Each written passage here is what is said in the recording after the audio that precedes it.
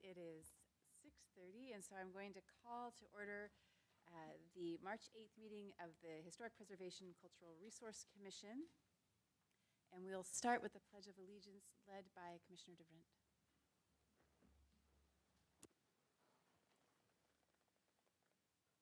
Allegiance to the flag of the United States of America and to the republic for which it stands, one nation, under God, indivisible, with liberty and justice for all.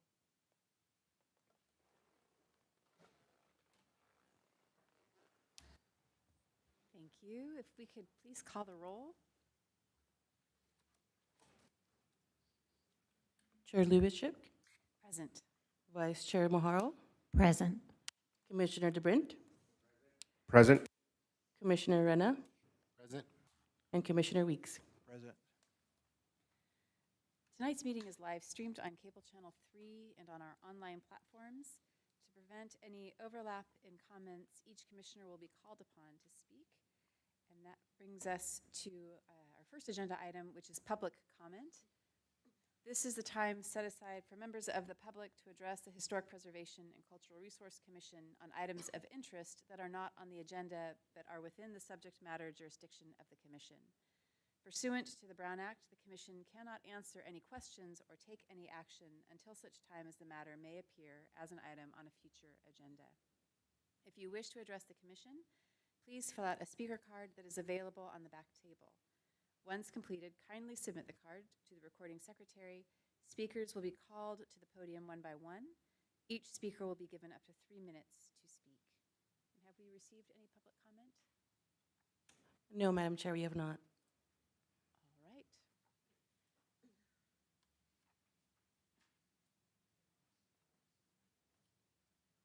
That takes us to the second item on our agenda, which is approval of the minutes. These are the minutes from the December 14th, 2022 regular meeting. I hope everyone's had a chance to review the minutes. And if so, if I could get a motion to approve. I motion to approve. Thank you very much, Commissioner Arena. Can I have a second? Second. Thank you very much, Commissioner Weeks. Are there any comments or discussion? And again, for clarity, I'll just call through our rolls. So Commissioner DeBrent? No, nothing for me. Commissioner Arena? No comment. Commissioner Weeks? No comments at this time. Vice Chair Maharo? No comment. All right. And I don't have any comments for the minutes. So could we have a roll call vote for approval? Commissioner DeBrint, Aye. Vice Chair Maharo, Aye. Chair Lubitschik, Aye. Commissioner Rena, Aye. Commissioner Weeks. Aye. Motion passed. Great. So that brings us to the third item, which is a presentation on the Hayes House. Yes, Madam Chair, members of the commission. This item is a continuation of what staff had mentioned at the December meeting, which was to continue a program of highlighting historical properties within the city, either designated or if not, has potential to be a resource. Also, this is in line with the current survey work that is occurring, which is also an agenda item this evening. So staff had reached out to the Historic Preservation Association, specifically to Pam Petovich, and to ask if she would be so kind as to just provide a little bit of information and history about the property, and just to give that opportunity to the community that may not have the chance to attend any of the meetings, or in particular, since under COVID times, just gathering a meeting was not available to the public. And so if Pam's available to just kind of talk about. Yes, please.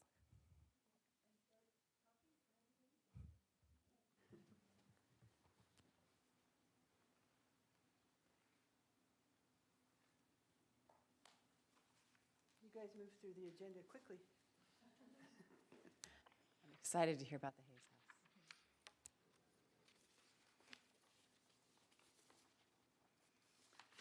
Well, actually, this was fast, because tonight I would like to give you a little history of the buildings and our historical association. And first will be Mary Camarano speaking. Talk about being quick. You wanted our speaker cards, is that for the record? Okay. Here's Pam's, here's mine. There you go. Thank you. Good evening, I'm Mary Camarano, and it's really a pleasure to be here. And whenever we have an opportunity to talk about history, historical, it's always a pleasure, and it's especially in front of this committee. I brought with me tonight, too, just a brief history, and I also brought the whole acceptance plan that the city did accept in 1990 when Mary Ruth Hayes did leave the House, and the entire contents to the Historical Association. So I have that information with me. I'm sorry I don't have a copy, but if you want to copy it for the records, we will share it with you, but this is what we have. The San Gabriel Historical Association was formed officially in 1981. 3 groups, the Los Capandrinos, the San Gabriel Historical Society, and the San Gabriel Museum Association voted to join forces to become the San Gabriel Historical Association. The Los Capandrinos, they were formed in the 1930s by members of the early California families to preserve early California customs, traditions, and lifestyle. The San Gabriel Historical Society was formed in 1958 to preserve local historic landmarks and old adobes and the collection of historical artifacts and memorabilia. They kept the Lopez de Lowther adobe built on Mission land, circa 1800, 330 South Santa Anita Drive, open to the public for 14 years before the city turned it back over to the Archdiocese of Los Angeles. The San Gabriel Museum Association grew out of the 1976 bicentennial celebration, which did stimulate an awareness of San Gabriel heritage and preservation. The museum artifacts were housed in various places throughout the city. San Gabriel Historical Association opened their first museum in a room at Coolidge School in San Gabriel. The school was in need of the room a year later, so the museum artifacts were again without a home. In 1982, the museum reopened on the second floor of the San Gabriel Auditorium, which is better known as the Mission Playhouse. The museum was closed again in 1987 due to a severe damage that was done from the earthquake that year. The city of San Gabriel donated the house at 546 West Broadway, which was formerly owned by the Joe Acuna family back in the 1920s through 1940. This building became the permanent home of our museum as you know it today, and which houses all the city history. So I just wanted to give you a little pitch on that one, just to let you know that we've been around for a little while.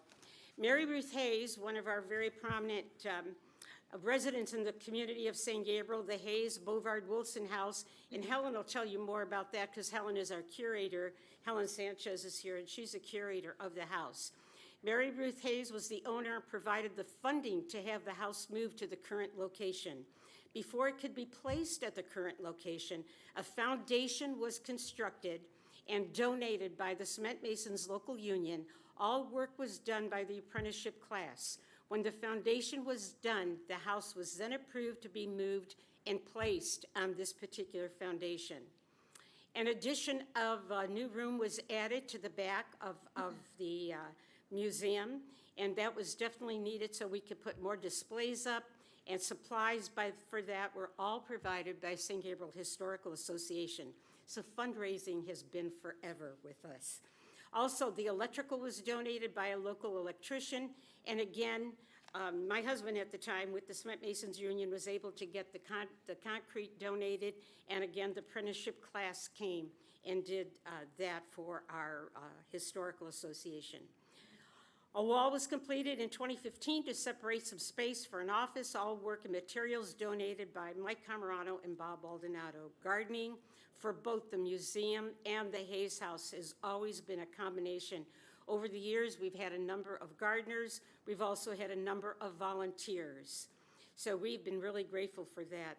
San Gabriel Historical Association has been hosting fundraisers every year in the summer for the upkeep of the Hayes House and the museum, plus fundraising dinners on a bi-monthly basis.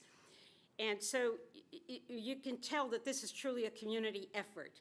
Over the years, we've had hundreds of volunteers coming and working and donating their talent, their time, money, just so that we could continue to keep all of this going, because the value of this house, as Steve Preston told us many years ago, the uniqueness of this house, having the original house with the original furnishings, with the original history, is truly a landmark for St. Gabriel. So you can tell that this is truly a community effort. We are really grateful for all the help that we can receive. We are an aging group, so we're reaching out to this younger community. And I just happened to bring some applications with me tonight, too, if you could find it in your hearts, to get a membership in the organization. I sound like a commercial, folks, but I really and truly am proud of what has been done over the years. And all of us are extremely grateful back in the 50s when the wisdom and the foresight of starting this historical association and the beauty of saving this Hayes Bovard house. So again, if there's any areas that we can cover for you, please feel free. But thank you so much for listening. Thank you so much, Mary. Oh, you want me to introduce Helen? Do you have any questions?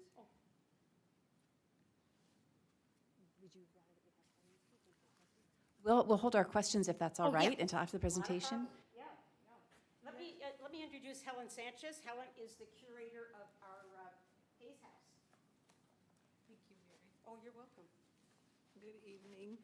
Here's my card. Whoops, my card also. Do I need to give it here? Thank you. As Mary said, I'm Helen Sanchez, and I was trying to figure out how long I've been the curator of the Hayes House. It's been since 2004. And one of my great assistants is my daughter Elizabeth here. She and her twin sister have been my aides for many years, and my oldest one started helping me as well, so it takes a lot.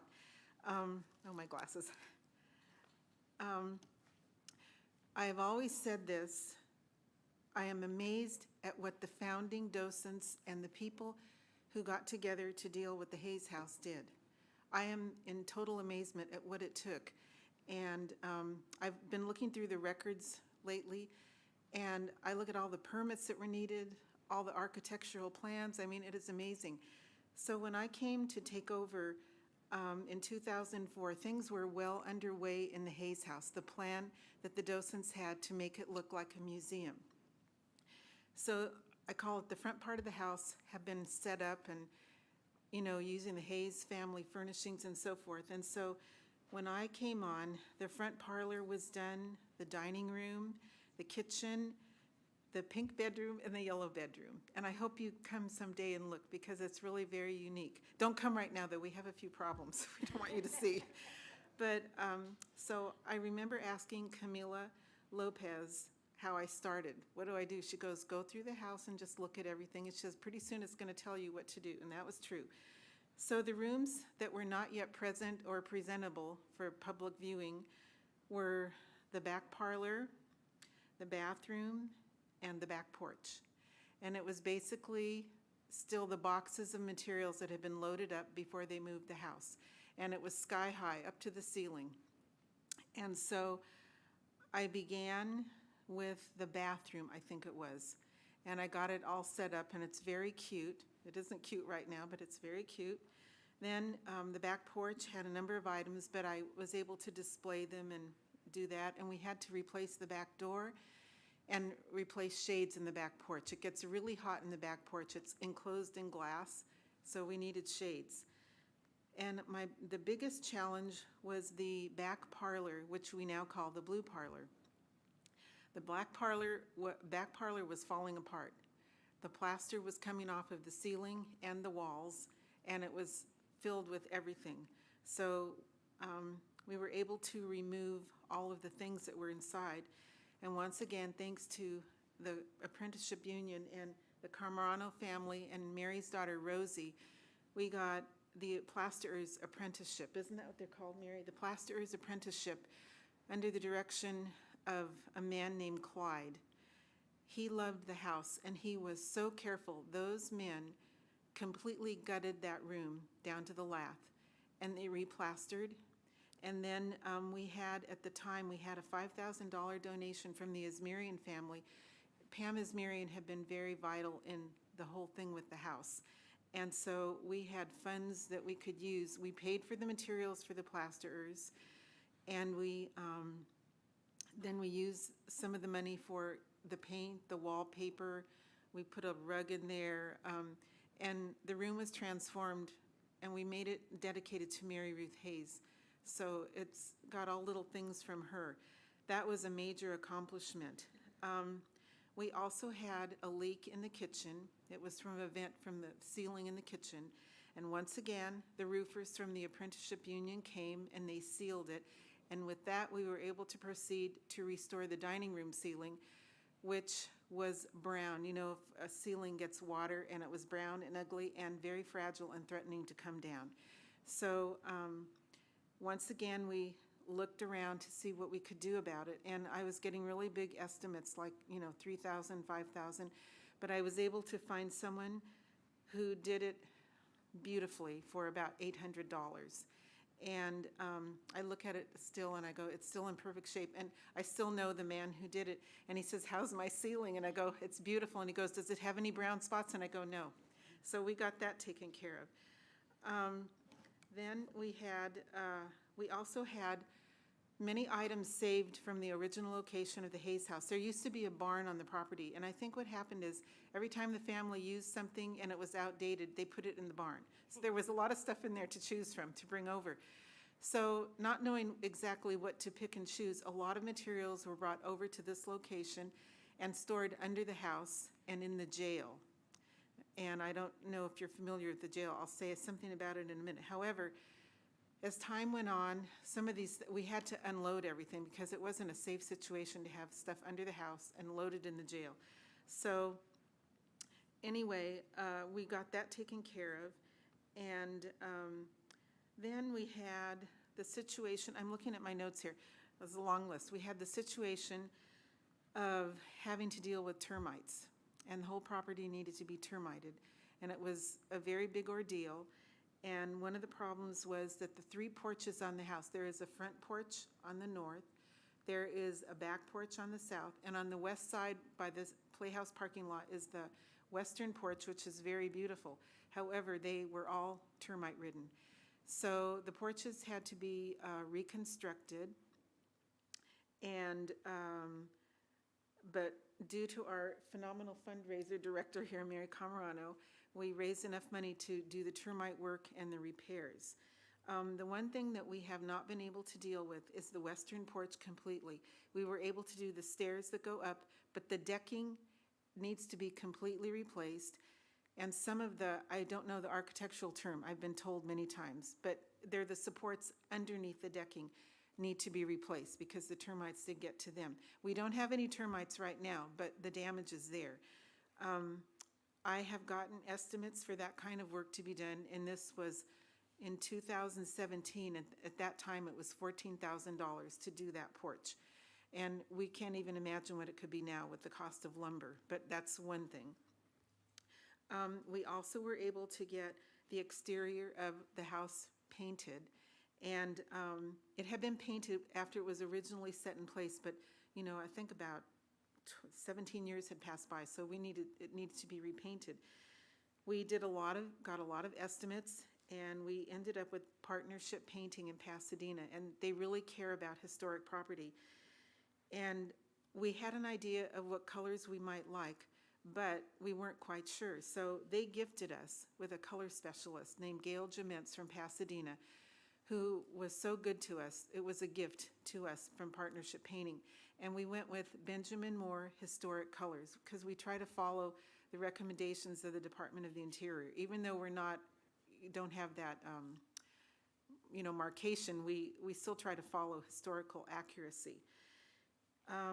Let me see. Oh, the other thing that was needed on the house were screens.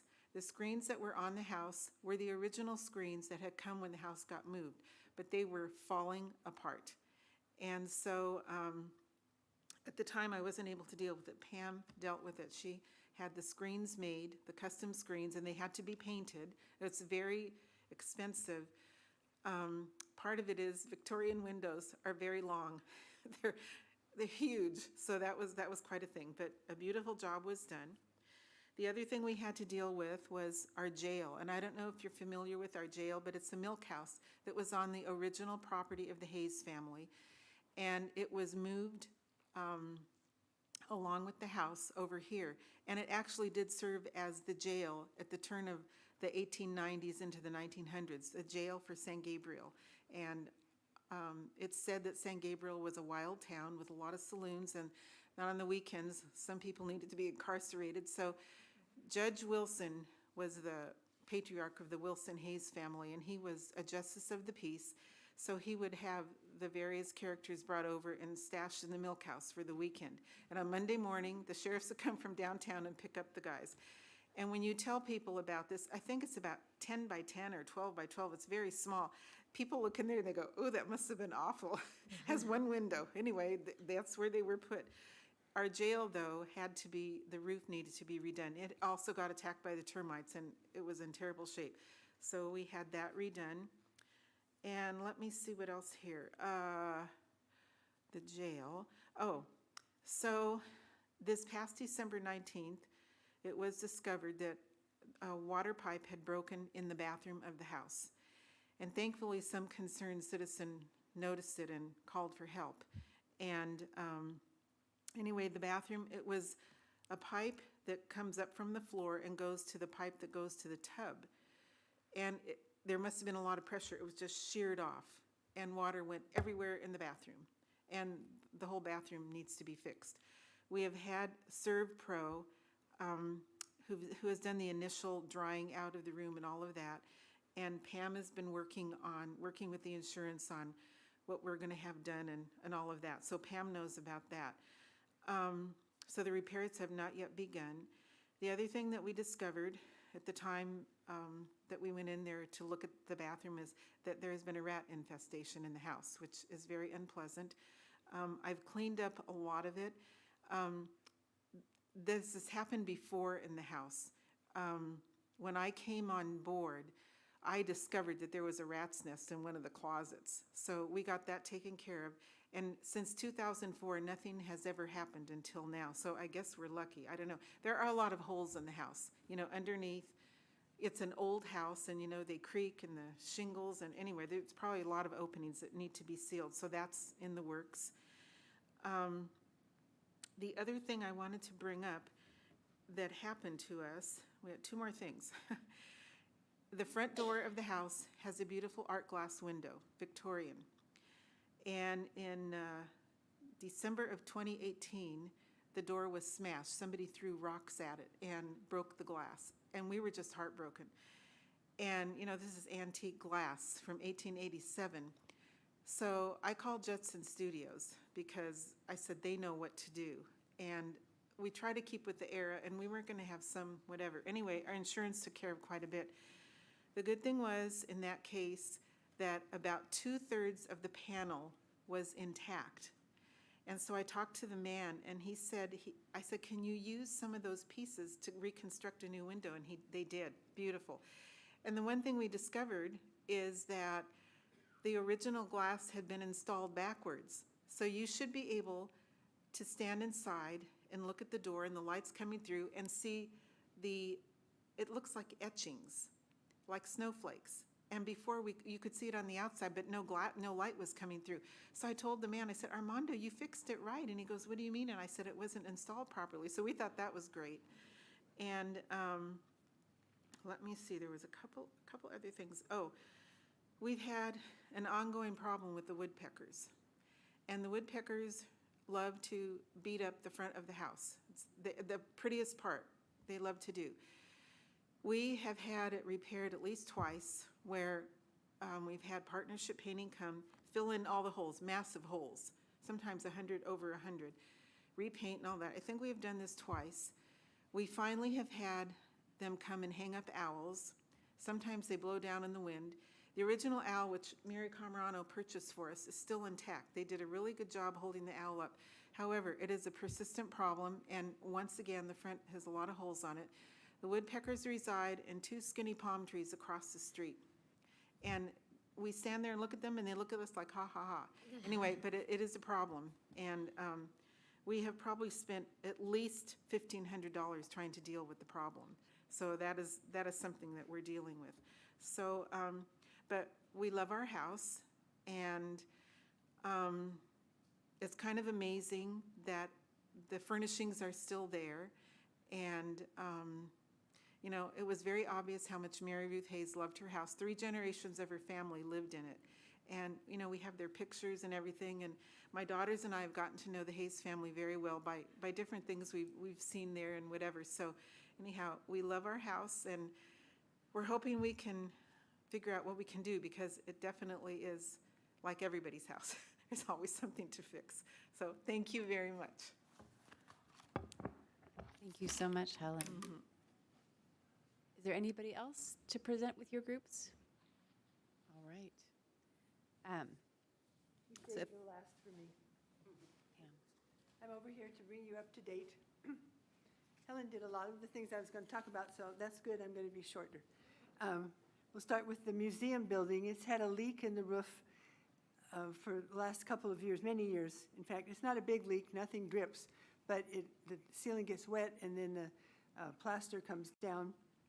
And so we got one estimate to replace the roof. It's a flat roof, so it's a little more complicated. That was $14,000. So we're kind of hoping maybe to put especially now it looks like it's going to rain for a while, to put a drop cloth over it. So the Hayes House and the museum have become a real money pit. As Helen said, the porch on the west side is about to fall off. Nobody's allowed to use it. Nobody goes there. And the door at the back of the building, which had been replaced, has shrunk, and so there's a space under it, which is part of whatever our problem is. And Helen referred to the flood in the bathroom. And the Public Works people were able to find it and locate it and shut it off. So the water's turned off now until we can get this all repaired. And through our insurance, they hired ServPro to remediate the problems of moving the toilet and taking up the flooring, and we don't know what else the insurance will cover, but I know it won't be everything. And the last fun thing we've had is the infestation of the rats, making nests in the beds, in a chair, in a room, and those were Mary Ruth Hayes' first original linens. So we were kind of sorry to see those go. We need to find someone who can patch up as many holes and catch the rats immediately. We have 2 estimates, one for $825 and one for $3,200. Quite a difference. Anyway, we'll be working on that. We do not have a lot of money, as we've had more than usual expenses. We have a fundraising dinner each August, as Mary said. The city gives us $1,500 a year, and then we also have bi-monthly dinners, and we do a membership drive. We relied on bus trips to casinos to make us a lot of money for those, but those have been canceled. They're not doing those anymore. And we do not have as many members or trustees as we used to, as well as no big-time donors. So we are just looking for help in any way we can. We're hoping that maybe the State Office of Historic Preservation or an architectural historian or the city can come up with some way to rescue us. This is our history, and we hate to have to see it close, but I think we're getting close to that. And so we wanted to give you this presentation. Tonight I had contacted Senya and I said, help. So she's put me on with Samantha, and so here we are tonight. Thank you. If you have any questions for anybody, please let us know. Thank you, all three, so much. I hope my fellow commissioners know how many years and hours and how much sweat and tears and blood has gone into the work that you all do really on our behalf, preserving the history of the city and of the Hayes House. So we can take questions, and again, I'll go in roll call. So Commissioner DeVrent, any questions? Do you have an estimate as to, with all of the repairs that you have, like kind of a total of what you think that would be? Well, I got an estimate today from ServPro. Pam, can you speak into the mic? Okay.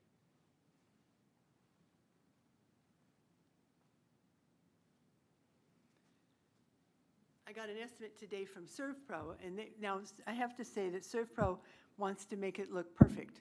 And this is an old building, and this is a bathroom that nobody uses when it's not open to the public or anything. So we would just want to try to fix it and so it's still kind of held together. But their estimate for everything that they said we should do is $7,000. That's including, we need new linoleum in the bathroom. There's the wood floor joists are kind of cushy, so the one guy suggested we do that. And he really wanted to go on and on and on with some other rooms, and I'm like, I think we just need to stand here.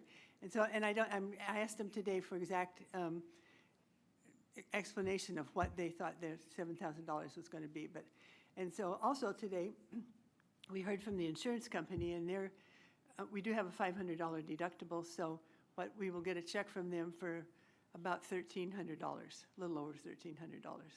So that's a big gap between what some people think we should do and what we can do. So, anything else? I'll stay up here. Maybe staying as we go through. Commissioner Urena, any questions? No questions, but I applaud all the effort and the love the House has been receiving. I think it shows a lot of what San Gabriel is and should be. So I thank you again. But, Thank you. No questions. Commissioner Weeks?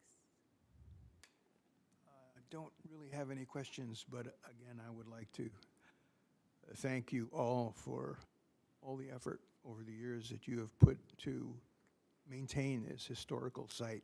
And it doesn't go unappreciated, believe me. Thank you. Thank We you so much. appreciate that. Sometimes people, well, we haven't been open for a long time because of COVID, and then we started remodeling the museum, not remodeling, moving stuff around. But people would come and visit and go, oh, look at this. Oh, wow. Oh, I remember this. And so, would you like to join? No. You know, they're just not interested. They want to come see it, but we don't get the people coming through to really help us out like that. So I appreciate your thoughts. Anything else? Still a few more. Vice Chair Mahara? I have no questions, but I do really and truly appreciate the dedication of the association, of each of you individually. Helen, I had never met you. I've heard a lot about you. I actually volunteered at the Hayes House when my children were little, and we had to pull weeds, and they didn't know they were working. They thought it was kind of cool. That house is a jewel to our city. It really is. And hearing you talk and go through that history and the details and you know, the obstacles as well, what you're doing is priceless for our city, for another generation, for the future. It needs to be preserved, and it definitely deserves attention, and hopefully we can find a way to come up with some funding Thank you. to help. Yes. Or just some good ideas, some labor. We would take help if we could just, you know, we're aging, and we don't really have anybody who, years ago, there was a lot of volunteers, a lot of people who came and did stuff, and we don't seem to have that anymore. They've all, so, but thank you. Well, I have several questions, and I don't know if all three of you would like to come up and sort of field them as I go. That might be easier. But I was just hoping, for the benefit of the commission, you could talk a little bit about where the house was originally located. We've been doing our context statement, and we have the survey of the city, and so to be able to geographically place this house before its move, I think would be helpful for us to understand. Speak in the mic, okay. The house is located at 245 South Pine Street in San Gabriel. It's located between Las Tunas and Broadway. And the house was on the west side of Pine Street. And I was so curious, I went over there to look to see. And what's there now is, I think they're condos or apartments or something. And it's a huge, I think it's like double wide what they put up there.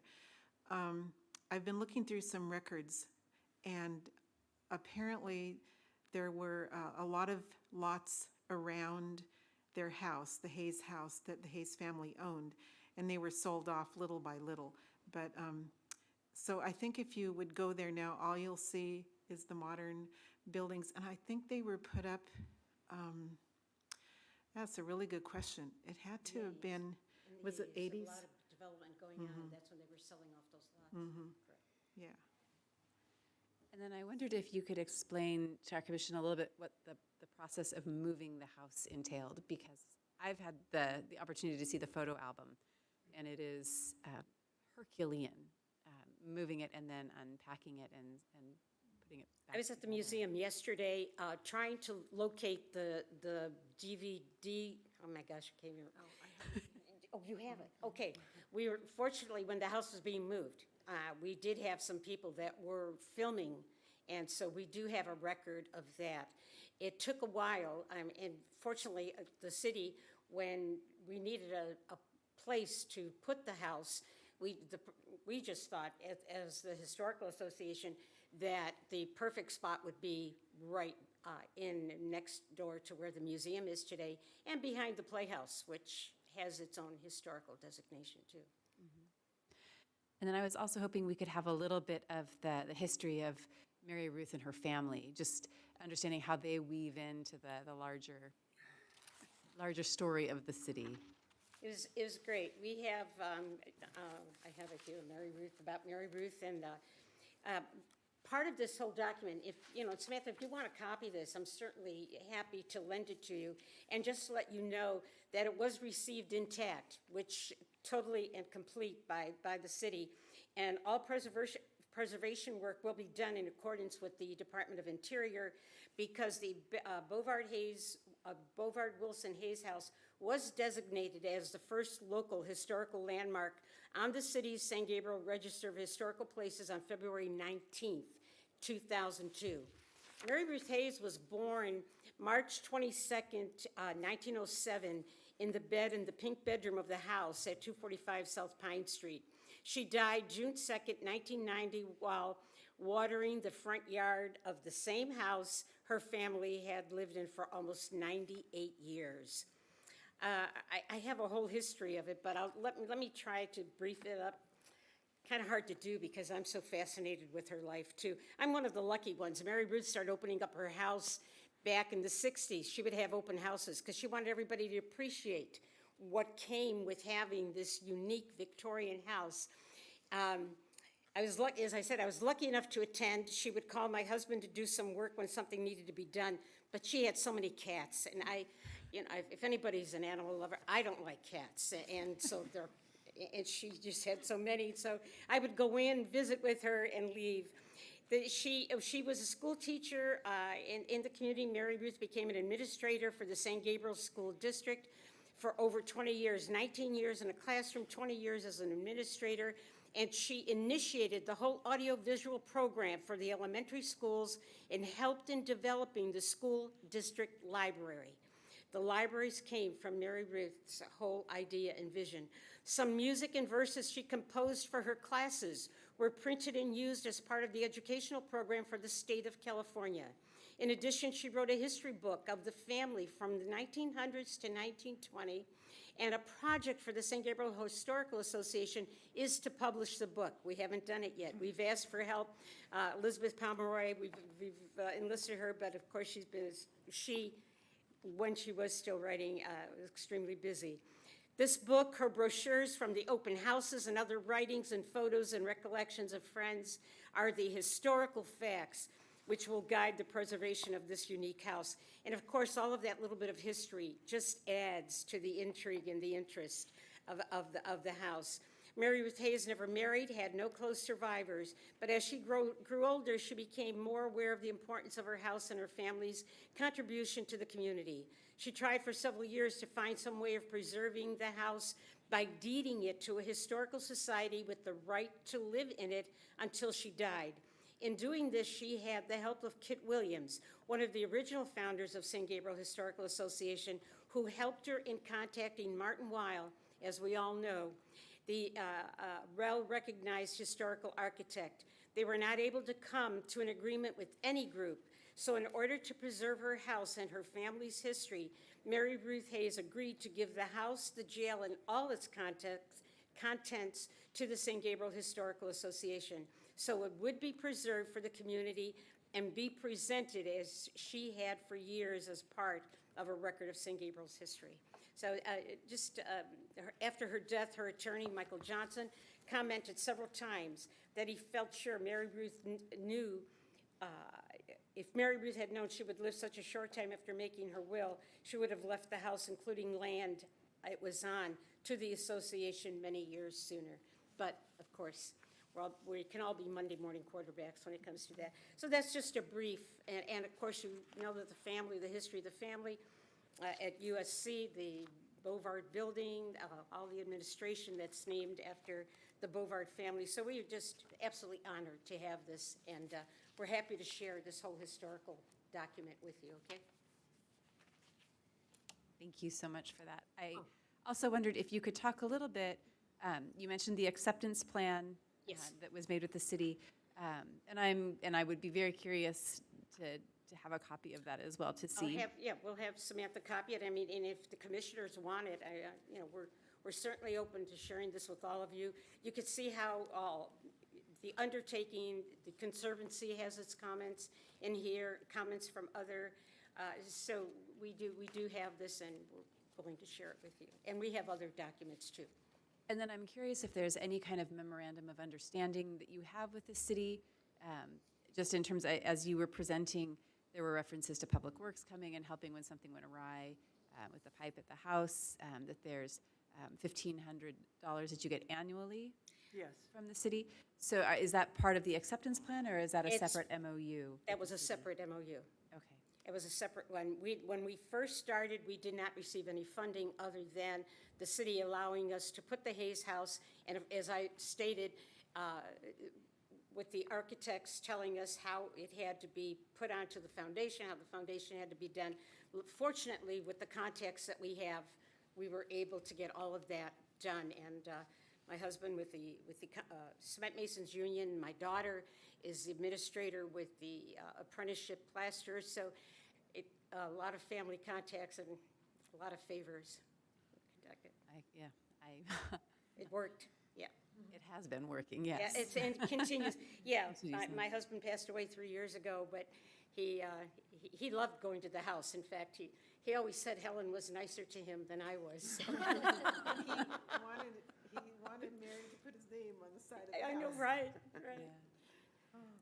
So Samantha, I don't know if it's possible. Any for other us questions? Feel free. also to We're see the always here, MOU? so feel free to call us, contact us, and as I promised, here are applications if you're willing to join us. Can I share those with you? Okay. And I have just two more questions, if that's okay. Oh, no problem. Sure. My I next hope question I can answer them. is, are there other resources that the city makes available to you? I heard a lot of the going out and getting bids, sort of Well, evaluating the work. We do, but we had to beg for the 1,500, and we were grateful for that. But we do, as soon as something happens, we take it upon ourselves to call Public Works, to call.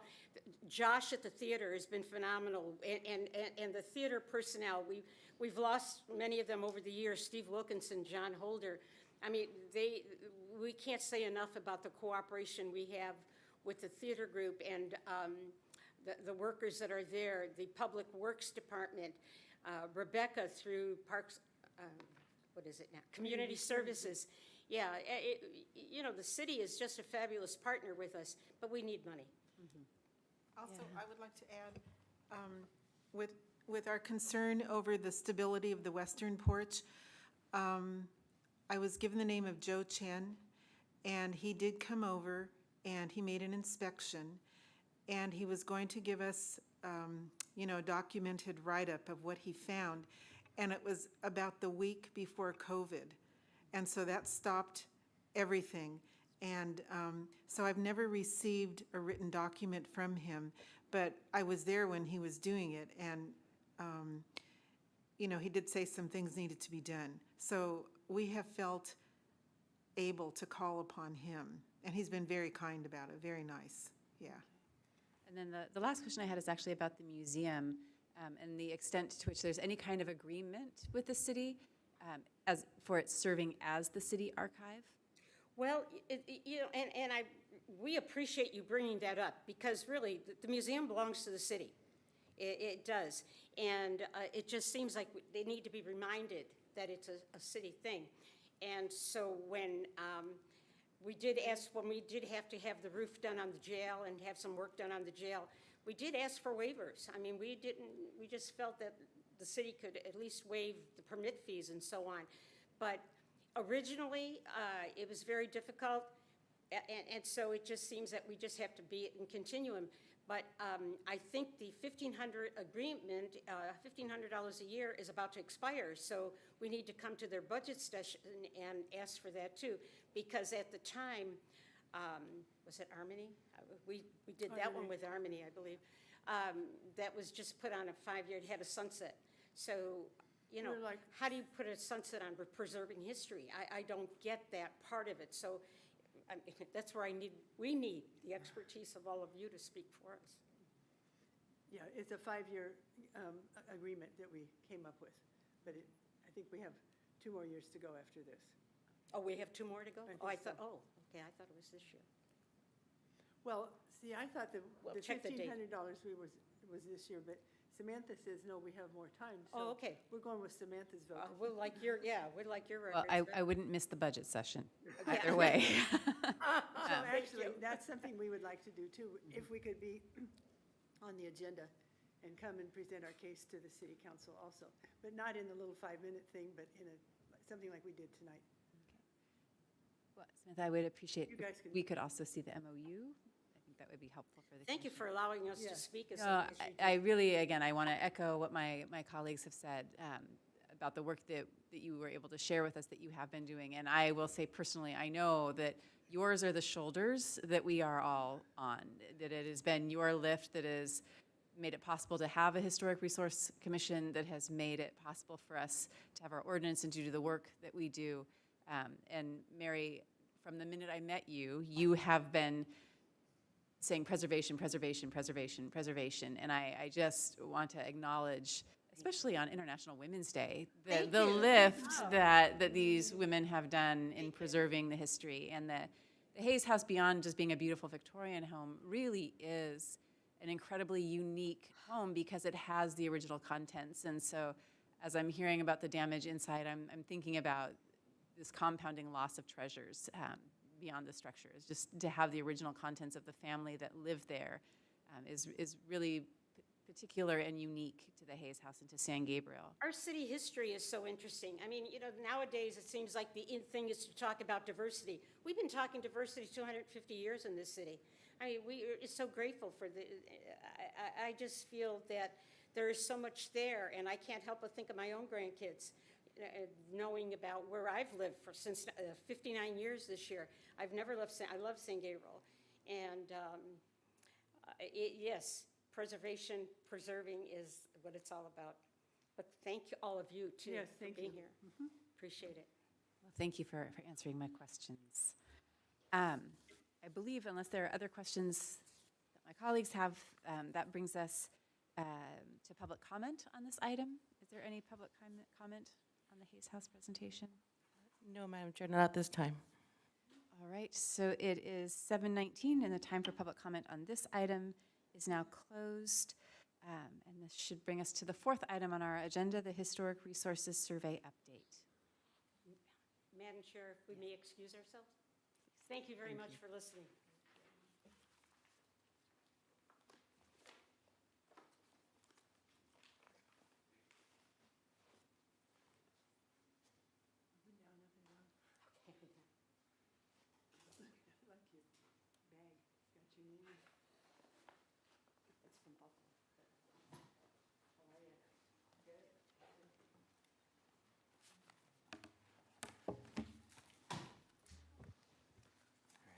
Good evening, Commissioners. Thank you so much for your time today. My name is Andrew Goodrich. I'm with Architectural Resources Group, ARG. I'm very pleased to be here this evening. We prepared a brief slide presentation tonight, and the point is really to provide you all with an update on Phase 1 of the San Gabriel Citywide Historic Resources Survey that is currently underway. We'd also like to use this as an opportunity to get your feedback on the draft list of historic resources that has been submitted to the city, and I'll talk a bit about that some more tonight. So this is just a quick agenda of our presentation. I'll begin with a quick summary of the project. From there, I'll discuss tasks that we have completed to date. Then I will give an overview of what our next steps are. And finally, I'll be available to answer any questions that you have for the ARG team. So I wanted to begin just by providing a very brief overview of the project. I know we've gone over this before, and I'll keep it brief. We just like to do this in case there's anyone here who may be tuning in for the first time. So as you all know, the project entails a comprehensive historic resources survey of the city of San Gabriel. We are looking at all properties within the city limits that were constructed up through the year 1980 and determining which properties among those meet eligibility criteria. This is the first time that the city is embarking upon a citywide survey, which is a very kind of exciting endeavor for all of us. There have been some limited survey efforts in the past, but these really focused on specific areas or neighborhoods, and they were limited in scope. By contrast, the scope of this project is comprehensive and citywide. The focus of this survey is above-ground built resources. So these are things like buildings, landscapes, infrastructure, historic districts, that kind of thing. There are also lots of archaeological resources in the city of San Gabriel, of course. However, these are not included in the scope of this particular project.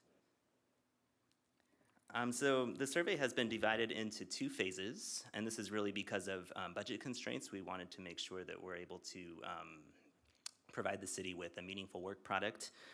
Phase 1 is what we're working on right now. This includes background review and outreach, a reconnaissance survey of the entire city, and an intensive level survey of individually eligible resources and what we call non-parcel resources. These are kind of things like often signs or infrastructure that don't fall on a legal parcel with an APN. Phase 1 also includes a preliminary evaluation of historic districts. We will identify where the districts are and what the boundaries of each district are. And we'll also evaluate the eligibility and integrity of each district identified. And really the point of this is so the city has enough baseline information to understand what kind of the stock of districts are and where they are located. We will not be identifying district contributors and non-contributors during phase 1. This will come in at a later date during phase 2, which will take place when there is funding to do so.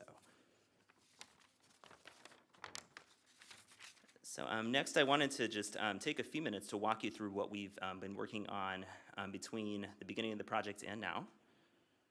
So the project kicked off last spring. Between the spring and summer months of 2022, we really did a lot of behind-the-scenes research and background review. So we collected and reviewed existing background materials. Specifically, we looked at previous surveys that were completed by Martin Weil. His name was mentioned in a previous presentation, as well as students at Cal Poly Pomona. We reviewed the city's recently updated historic preservation ordinance and specific plans that were developed for the Mission District and Valley Boulevard. And we also reacquainted ourselves with the historic context statement. ARG did prepare this document, but it was it's a beast of a document. We want to make sure we're up to speed on our own work, so we did that as well. In these early months, we also worked with Sam and her team at the city to develop and implement a public outreach program with the goal of really getting the word out about the project and telling people how they can get involved and share information with our team. So this really entailed a few different things, and they all happened more or less all at the same time. Early on, we worked with city staff to launch a dedicated project webpage. The webpage went live in May of last year. It is live now and will be for the full duration of the project. The link to the webpage is listed at the bottom of the slide here in red. As always, we really encourage everyone who's interested in the project to visit the page for periodic project updates. In addition, we developed a public comment form that people can use to share information with our consultant team. The form is available on the project webpage. We also make sure to bring hard copies of the form to all in-person meetings. I have some with me tonight if anybody would like to fill one out. We provided the form in 3 languages, English, Spanish, and Chinese, recognizing that San Gabriel is a multicultural and multilingual community, and we really do want to reach out to anybody who's interested in participating. So I'm happy to report that to date we have received 6 completed forms, which is great. A lot of times it's really difficult to get people to participate, and so we were really excited to get information and to review it. And we are continuing to accept these forms. If there's anybody who is interested in sharing information with us, please feel free to submit a form to the city. How the process works is it goes to Sam, and Sam then provides it to us. And then lastly, in July of last year, we held a community workshop. This was an in-person workshop in this room. We had about 6 or 7 people attend. Again, this was exciting. I have been to these meetings before where we advertise and it's posted and nobody shows up. So we had a good number of people show up. And we really used this meeting as an opportunity to introduce the project, introduce our team, and to answer questions that people had. It was a really, I thought, a productive meeting. So moving into the fall months, in the fall we conducted a reconnaissance survey of the city. So for this, our team at ARG spent 2 days. We drove every street in San Gabriel. We looked at every property. So this really helped us understand development patterns in the city. It also really gave us a lay of the land. It's really helpful for us to see everything all at once so that we can make informed evaluations based on comparative analysis. During the reconnaissance survey, we took notes about particular buildings or neighborhoods or other built resources that caught our attention and we thought merited additional research and analysis. Actually brought, this is probably the most low-tech part of our work, but we literally print a big paper map of the entire city. We have this in our car. We have a navigator, so someone's like navigating and marking everything, and we take notes and we mark it up. It's a really kind of it's a fun experience. It's a lot of work, but a lot of excitement for us as well. So based on the findings of the reconnaissance survey and our follow-up research, we compiled a draft list of properties and districts that we believe to be eligible in the city. The draft property list was submitted to city staff in January of this year.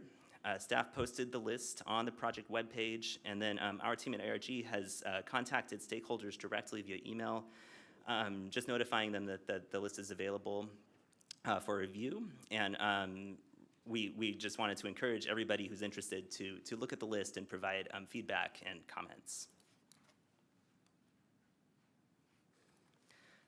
So next, I just wanted to take a few minutes to walk everybody through the list, how it's structured and what it includes.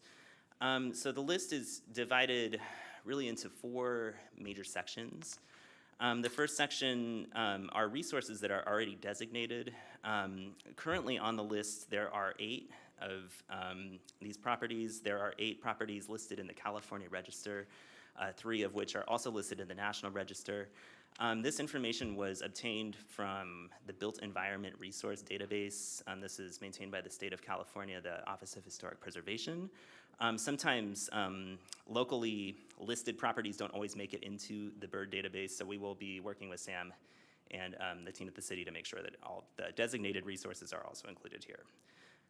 So the second section includes eligible individual resources. We identified 109 of these, one of which actually includes the Hayes House and the milk house associated with it. So the eligible individual resources are generally single buildings that relate to a particular context or theme in the historic context statement and are significant on their own merits. The third category are eligible non-parcel resources. I used this term briefly before. So these are things like signs, infrastructure, that kind of thing that don't fall on a legal parcel but are still within the city limits. And then the fourth category of resources are eligible districts. So we identified a total of 12 potential districts.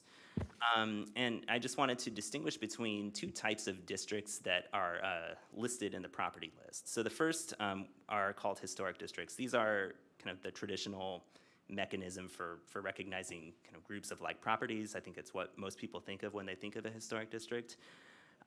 So we identified 10 potential historic districts, 7 of which are residential and are mostly suburban neighborhoods, 3 of which are commercial. And then in addition, we identified 2 what we call planning districts. This is a term that we often use in surveys to recognize areas that have some sort of importance to the community, but don't have enough physical integrity to meet the city's integrity threshold of 51% in San Gabriel. The planning district designation doesn't carry any formal weight under CEQA. However, it is a way for us, our team, to acknowledge significant places that kind of have demonstrable importance, but maybe don't fit into the traditional confines of historic preservation. I know at a previous meeting here, we had talked a little bit about that, specifically with respect to the El Barrio neighborhood. So we preliminarily identified 2 planning districts. The first is San Gabriel Village. So this is, has been quite a few alterations within the boundaries of that particular development. However, it is a notable and really unique example of an early planned residential community in San Gabriel. The second is the El Barrio district, which again has had a lot of material alterations over the years, but has an extraordinarily rich cultural history, and that story really does deserve to be told. One point I do want to emphasize is that the property list in its current form is a draft. Nothing is set in cement. We are very open to feedback and comments. We want to make this survey as accurate, as comprehensive as it can possibly be. So we really welcome everybody's comments on it. So these photos here, these just kind of a representative sample of types of properties that were identified in the draft property list. A majority of properties identified are residential. This is kind of consistent with land use patterns, development patterns in San Gabriel, which is a suburban community first and foremost. But we did identify several commercial and institutional resources, excuse me, as well as a handful of historic signs and examples of infrastructure, particularly bridges. So that's kind of where things stand at this moment. So the property list has been submitted. We are in the process of gathering feedback and comments and revising accordingly. And next, I wanted to spend just a few minutes outlining our next steps and what is to come. So this chart on the screen, this shows where we are in relation to the overall project schedule. The red arrow pointing upward at the bottom of the screen is where we are currently. So a lot of what we've obviously kicked off the project. We've completed research and initial outreach, although outreach will continue over the full course of the project. We are kind of in the middle of the field survey component, and the last step in the process is preparing a survey report. So moving forward, we will continue to be reaching out to the public. One of the things that we're currently working on is we are doing direct outreach to known stakeholders via email and inviting them to participate in a one-on-one phone call or virtual meeting with our team. During the historic context statement, we found that this was a pretty successful way of reaching people, especially people who maybe don't feel comfortable coming to in-person meetings or have schedule conflicts and can't, come down here in the evening to City Hall. We've had a couple of people respond to our inquiry, and we have some phone interviews scheduled for next week, which is very exciting. And as mentioned a bit earlier, we will continue to be collecting and reviewing public comment forms as they come in, if there's any information that anyone would like to share with us. So kind of the immediate next step in the horizon for us is to finalize the property list. Once it's finalized, our team at ARG will go back out into the field to conduct the intensive survey. The intensive survey should be kicking off fairly soon. During the intensive portion of the survey, we go out into the field, we collect data about each eligible resource. This includes information like architectural style, a physical description, and identification of character-defining features. We also make note of any alterations that we're able to see from the public right-of-way. The information will be collected on an app on our mobile phones. It's called Fulcrum. It's very efficient and it's user-friendly, which is great. It helps to streamline the data collection process, and it really helps to make sure that all properties that we evaluate are being identified and evaluated consistently. I always like to emphasize here that all survey work that we do is completed from the public right-of-way. We will not need to access anybody's private property.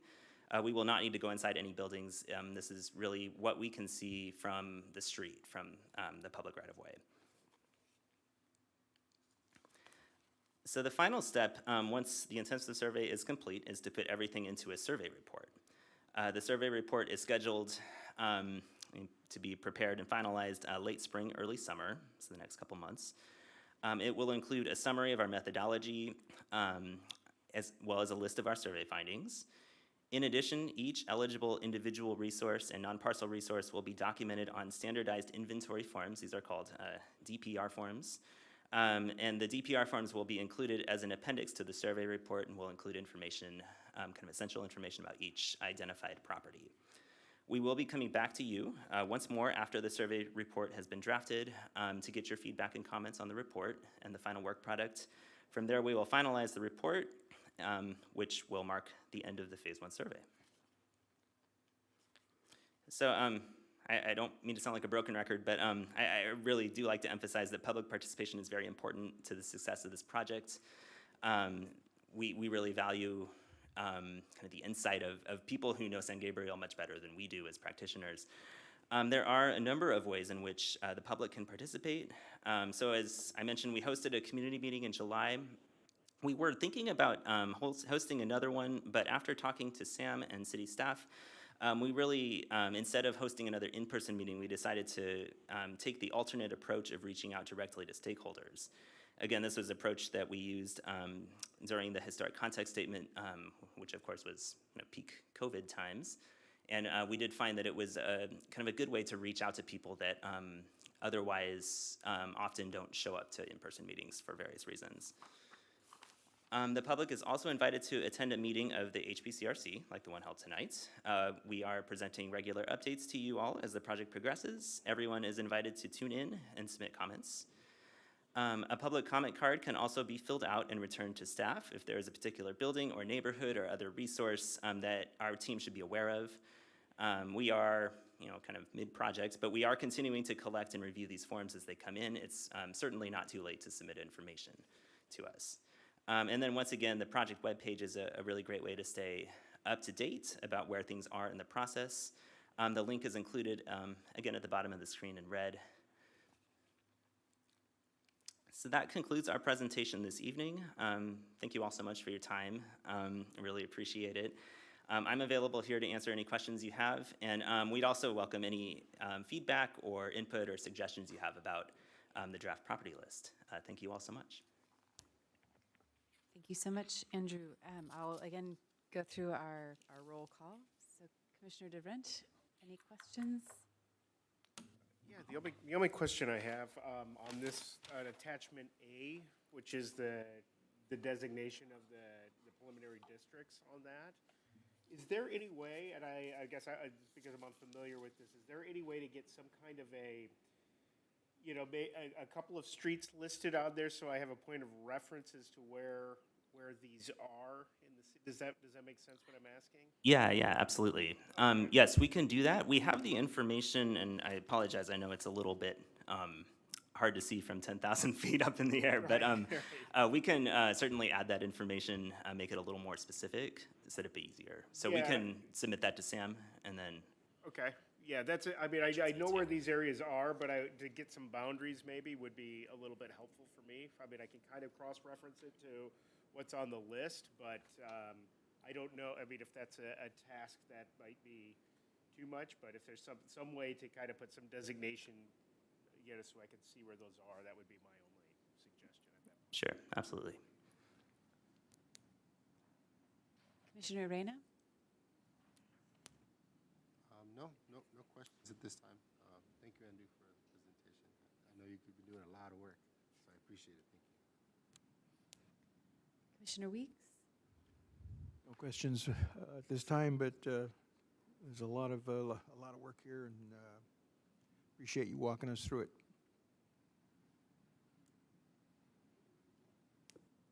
Vice Chair Maharo? Yes, and I'll reiterate, thank you again. I know it's been a lot of work. I've been fascinated by this survey. I've been following along online. I was so happy to see this map when it was finally posted. I have a question. The preliminary districts, the draft that's here, the map. How do you come about those particular districts? Like, for instance, I walk my neighborhood all the time. I go from one block to the other, and they just kind of all blend in. Is it the year homes were built? Is it what was once there in that section? I see how you have like the Rosemont Park area, the Girona. Is it the trees? How do you identify some of these areas? Yeah, that's an excellent question, and that's one of the big challenges when we were doing our reconnaissance survey was, especially in the neighborhoods in the northern part of the city, it's just street after street after street of great houses. So that's, as practitioners, we're always, it's always an interesting challenge for us to kind of look at the whole and figure out which components of that meet eligibility criteria. And the short answer to your question is typically a single street or even two streets of just houses that look similar stylistically tend to not convey patterns of development in a way that would merit consideration as a district. We kind of focused on areas that had a little something more to them. So oftentimes there were historic tracts. So we pulled historic subdivision maps, and we were able to look at boundaries that way. A lot of times it had to do with physical integrity. We kind of went methodically street by street, and we counted how many properties we thought may contribute or non-contribute to the district. And then oftentimes it's, I think our determinations were more holistic. So it's not just the buildings a lot of times, but it's the street patterns, often street trees, other tract features such as lights that really all come together to create a sense of place. I hope that provides some clarification. Yes, thank you. As you're saying that, I'm picturing the streets to curve, and in some areas they don't curve. Yeah, that's. Yeah, and one of the areas that really jumped out to us was what we called Rosemont Park. That was the original subdivision name for was a portion of the Benjamin Wilson estate that was subdivided. But it was it was a very deliberate attempt to subdivide and plan and develop the community. So to us, that really stuck out, and that's one of the areas with the curved streets. That's fascinating. That's my district. That's fascinating. Thank you. Thank you for that. Andrew, I have a couple questions for you. And I think I may just dovetail a little bit on what Vice Chairman Haro was saying. Sort of the horse that I beat is the cultural landscape, and not missing those stories when we are looking at the built environment. And I'm struck by some areas where the houses may be very modest. There's certainly not anything that's particularly sort of significant in terms of the style of the home, but to me speak to the sort of cultural story of sort of the home building or the process of place making that San Gabriel has. And I'm thinking of some of the little tiny bungalows that are located in the southern stretch of the city, right up against the 10 freeway. And there's a series of little tiny small bungalows that exist there that to my eye, and this may just be sort of my own memory making of them, but rather than the historical integrity that they have. But how much in looking at, again, sort of this question of areas that merit designation, are those types of cultural stories factoring into what is identified? That's an excellent question. We, I think when and this is why doing a reconnaissance survey of the entire city really helps us. What exists in the southern edge of the city, kind of along the 10, is very, very different, as you all know, than what is adjacent to San Marino at the very far north end of the city. And I think for us, it's really all about context. And I mean, the historic context statement certainly helped us kind of thread that needle. I think we tended to look at properties in the southern portion of the city through a somewhat different lens than those in the northern portion of the city, just kind of given the contextual differences. So I think to answer your question, we do try to factor those, the kind of cultural landscape elements in to our decision making. But it's always, everything we do is so subjective. It's a challenge. So sort of in that vein, when you have in section 2, the individual residences deemed eligible and you're attaching them to context statements, did you find that there may be a context that we're missing or lacking in our context statement in terms of capturing the story of the city? Actually, one of the pleasant, I don't want to say surprises, one of the pleasant findings of what we've done so far is the context statement actually aligns pretty well with what we're finding in the field. I think when we prepared the context statement, we also did a reconnaissance survey of the city, so we tried to be cognizant of kind of the different things going on in different parts of San Gabriel. I don't think there's anything missing from the context statement. Occasionally there's an architectural style that we look at and we're like, this isn't exactly any one of these, which, architectural styles are often like that, they're eclectic. But in terms of big picture, I think there's generally been a strong alignment between the context statement and our preliminary findings. That's good to hear. And then I also wondered if properties that have Mills Act contracts are included in the list of designated resources, or if they are just deemed eligible because they don't have necessarily a state. I think part of our process in a Mills Act is that they become a local resource, but not necessarily beyond that. Yeah, and we'll work with Sam and city staff to figure out exactly what the best approach is to treat Mills Act properties. I think in most instances we would treat them as locally designated resources. Again, unfortunately, sometimes that information doesn't always make it into the state database, which is what we use to generate this initial list, but we will be sure that those are all captured in subsequent lists. And then my last question is the map that you showed us as part of a visual aid. Is that something that can go into the city archive? I think those are fantastic cultural artifacts. I would be happy to share. All right. Yeah. Thank you. Are there any other questions from my colleagues? All right, so then that should bring us to the public comment on this item. Did we receive any public comment? No, Madam Chair, not at this time. All right, so it is now 7:47, and the time for public comment on this item is closed. Thank you so much, Andrew, for the presentation. And that brings us to item 5, the Certified Local Government, or CLG, application update and proposed zone text amendment for cleanup items to be historic preservation and cultural resource ordinance. Thank you, Chair Lubicic. Jen Vermillion here, City Architectural Historian.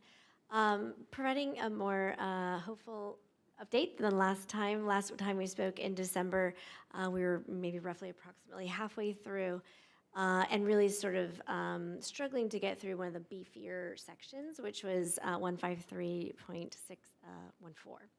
Sections of the HP ordinance. And so I'm happy to report that through a lot of coordination between me and our staff person at the state level who's been assisting with this, we really were able to dig into that over a series of many meetings in January and in February between me and the state. And we got through that section, which was the bulk of the issue, and through all the remaining sections. So we were able to finalize recommendations to staff and give staff, Sam, that complete list of recommended revisions and also more along the lines of required revisions in order to get our CLG status.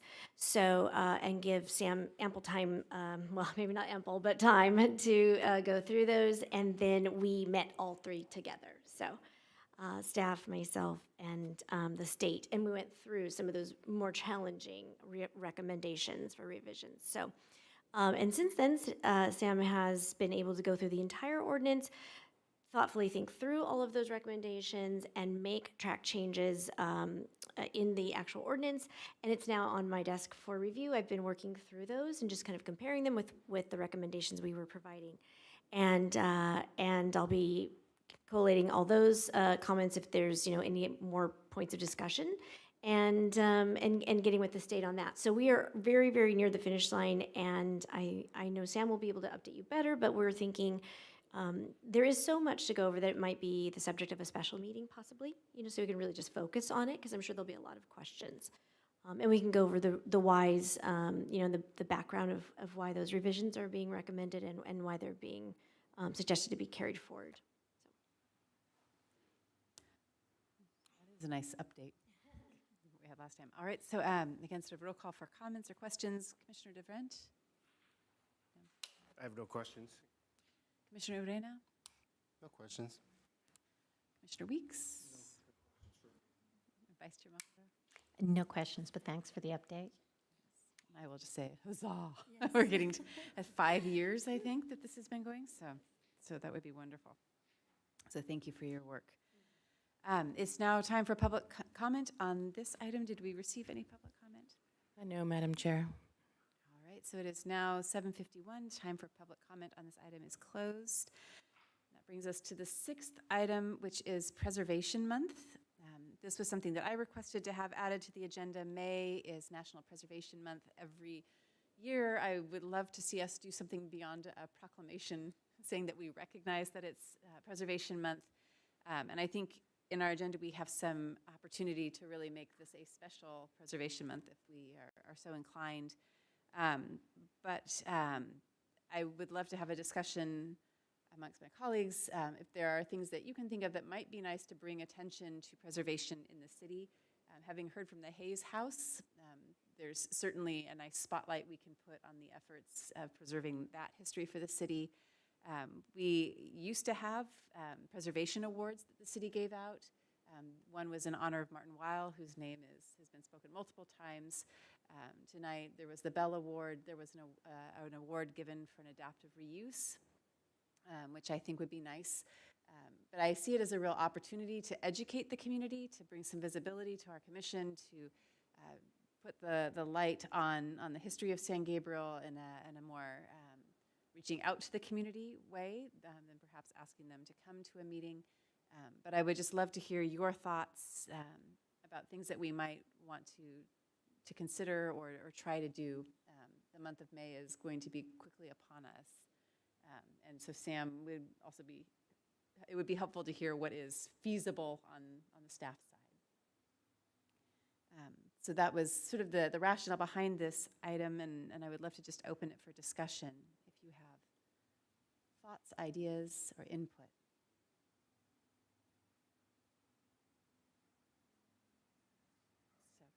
No, I would just second the motion about the Hayes House. I think this is probably perfect timing for this to happen, right? Just to get the word out, and hopefully they can get the funding, support, volunteer work, and hopefully some more tradesmen will be willing to dedicate some of their time to assist with their needs. Great. I do have a question, because that was a great presentation on the Hayes House today, and seeing that we don't want to miss another Historical Preservation Month, what is the process to get, let's say, an Instagram page where we can post historical facts, where we can post about the Hayes House, where we can post about, who we're spotlighting? Is that a process that goes through the city? Who would update?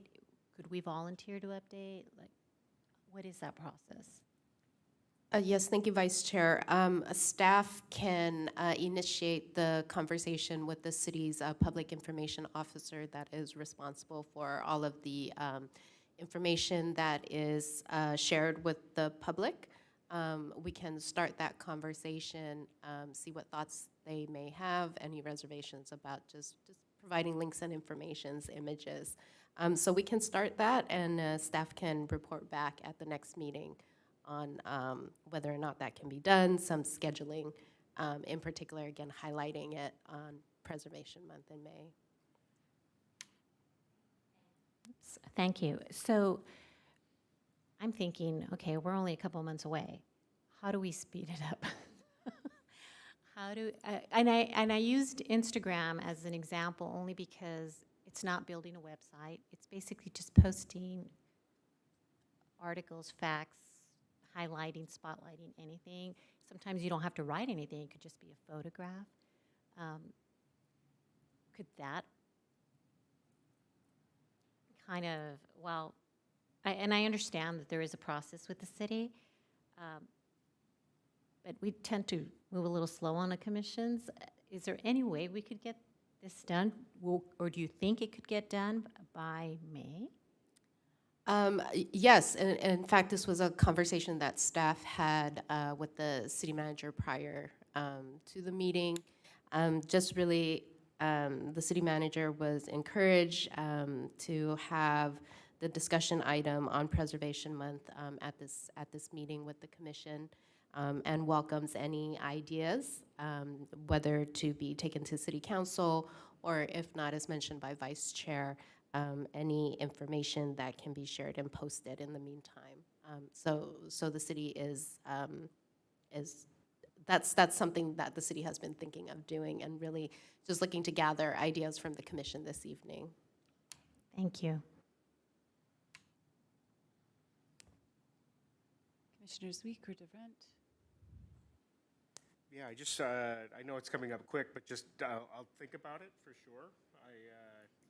Nothing's coming to mind right now other than maybe some kind of, with the Hayes presentation today, having some sort of, it was an interesting comment that Commissioner, that Eric made about getting tradesmen maybe to come and take a look at it, have something like that, some kind of an event that day to kind of look. It sounds like it needs a lot of help, and that might be something that we should focus on for sure.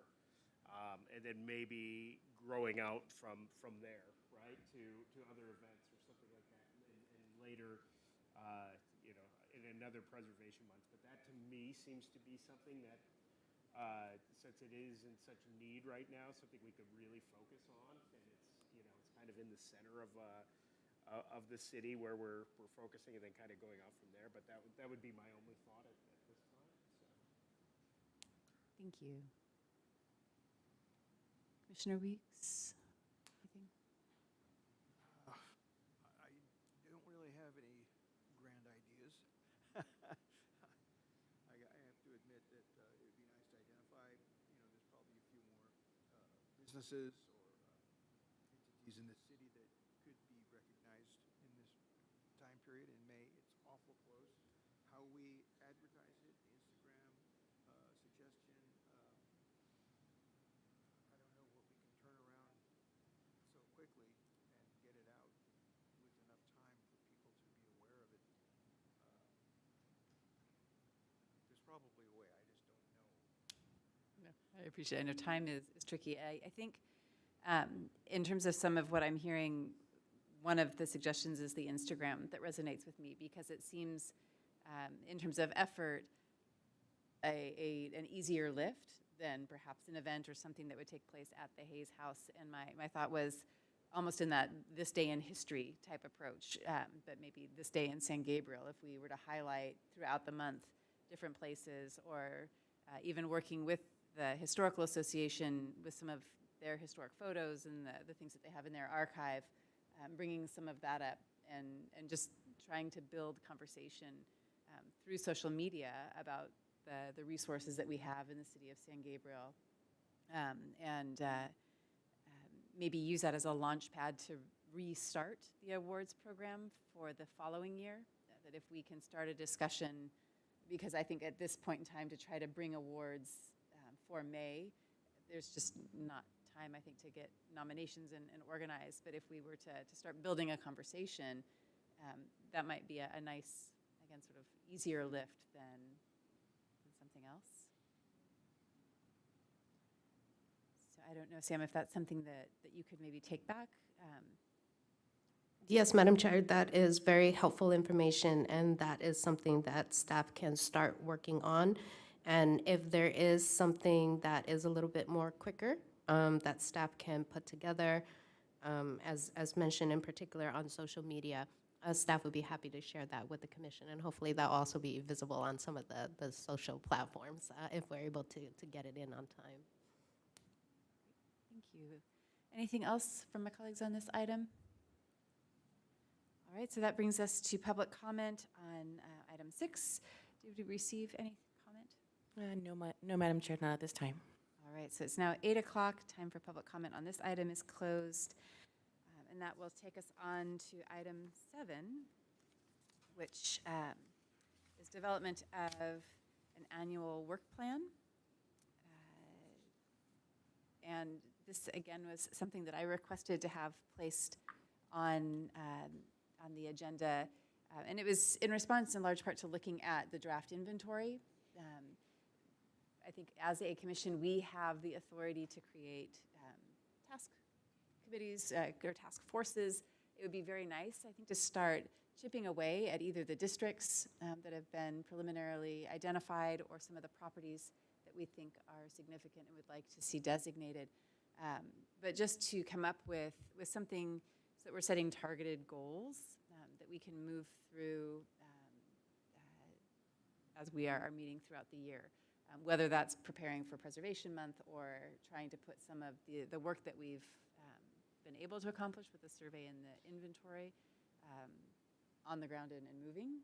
I think it would be helpful to articulate that. It's a document then that would live with the city that council would be able to refer to, and to me, put some accountability measures in place for what we're doing as a commission. And so, again, this was just something I wanted to bring to all of you to have some discussion and just get some feedback if you feel that that would be helpful, useful, and see where we go from there. So again, if you have any thoughts, perhaps it's easier if I just go through a roll call. But Commissioner DeVrent? No, I'm interested in that for sure. So Commissioner Reyna? No questions, but yeah, I totally support the effort, yeah, absolutely.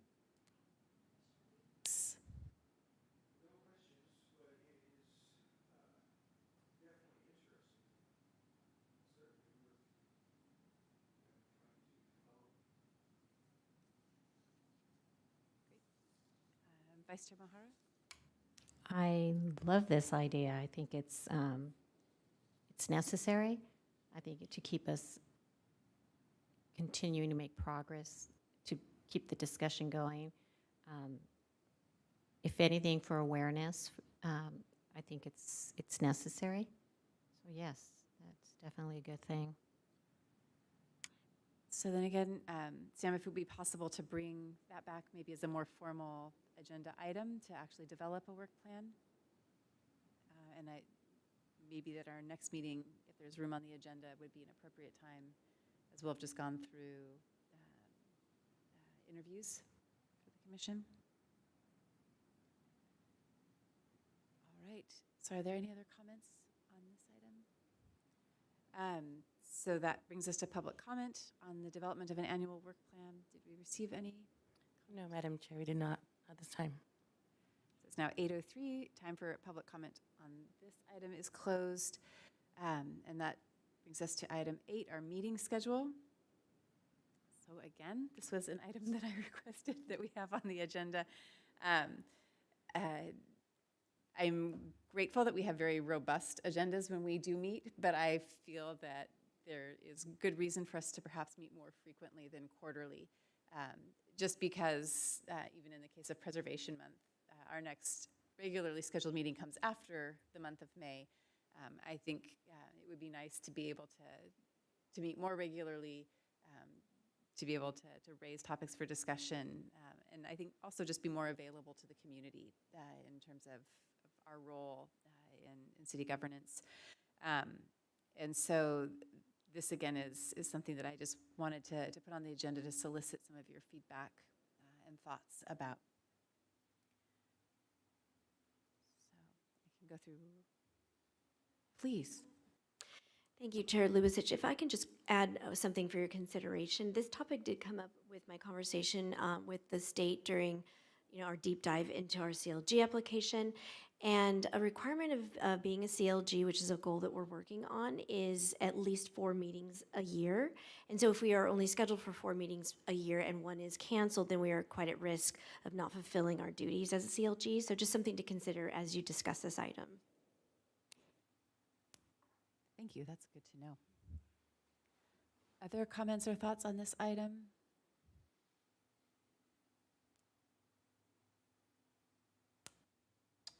I'm for it. I feel like there definitely needs to be more frequency of the meetings in between to come up with, I feel like moving into every, only 4 times. Just as too many gaps in there for things to kind of slip through the cracks, I think. So I would be for, for going for more meetings, whatever that is, once a month, if that would be the case, or do math in my head right here, what the next stage will be, don't ask me that, but some increase for sure.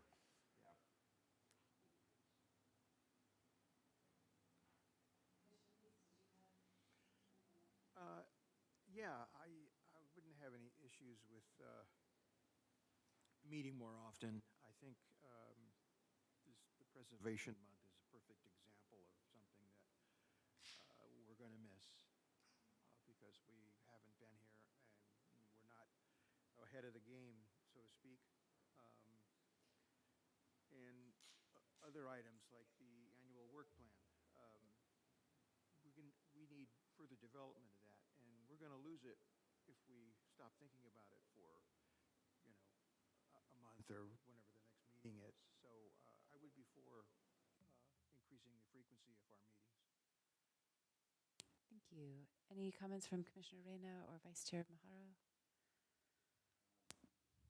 No questions, but I agree with the rest of the commissioners as, monthly would be great. I mean, every other month, 6 times a year would probably be something that wouldn't be too far-fetched considering with the fact that she stated about losing one meeting.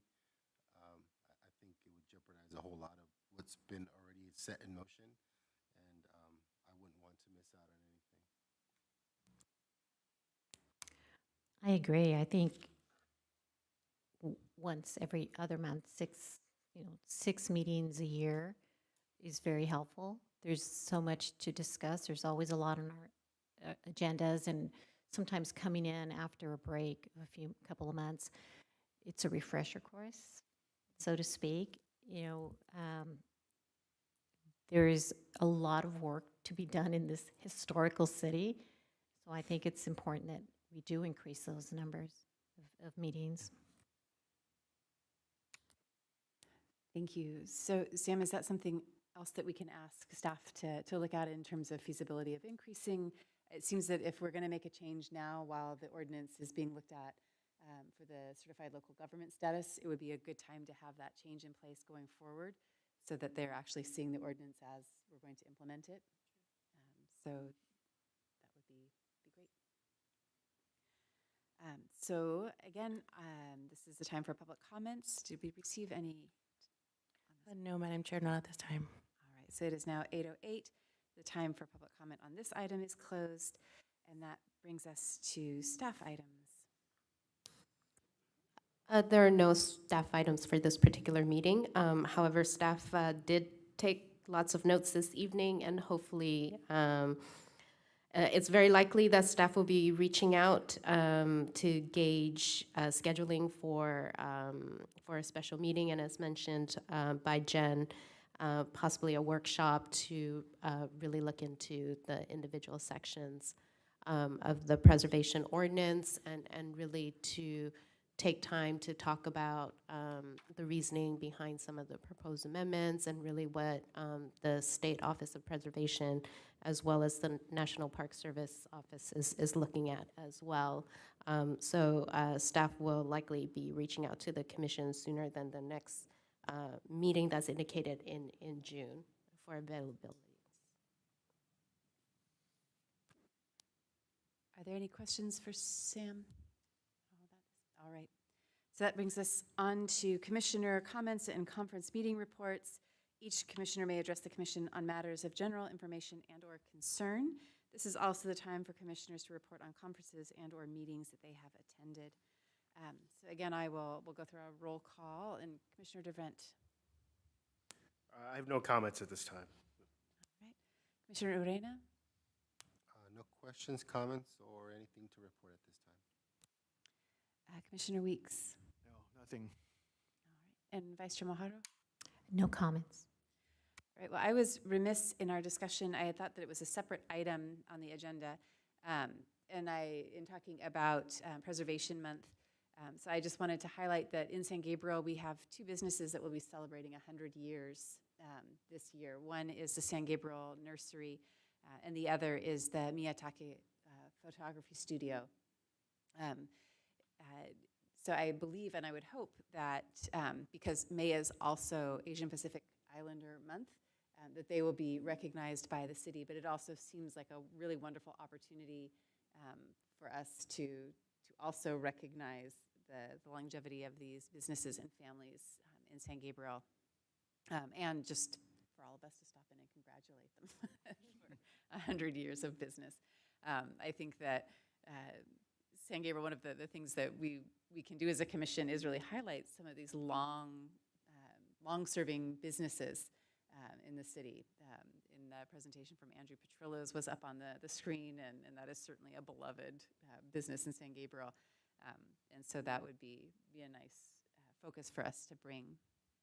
Some other things I just wanted to share out with the commission is that on Monday the 20th, the San Gabriel Historical Association has another fundraiser program. They have a dinner, and I forget, I believe the dinner is provided by Claro's. So it's spaghetti and meatballs. And Steve Preston, who is a former city manager, will be giving a talk about preservation, the challenges and whatnot in cities, challenges and successes. So if you're able to attend, dinner usually starts at 6, and then the program begins at 7. It's over here in the Grapevine.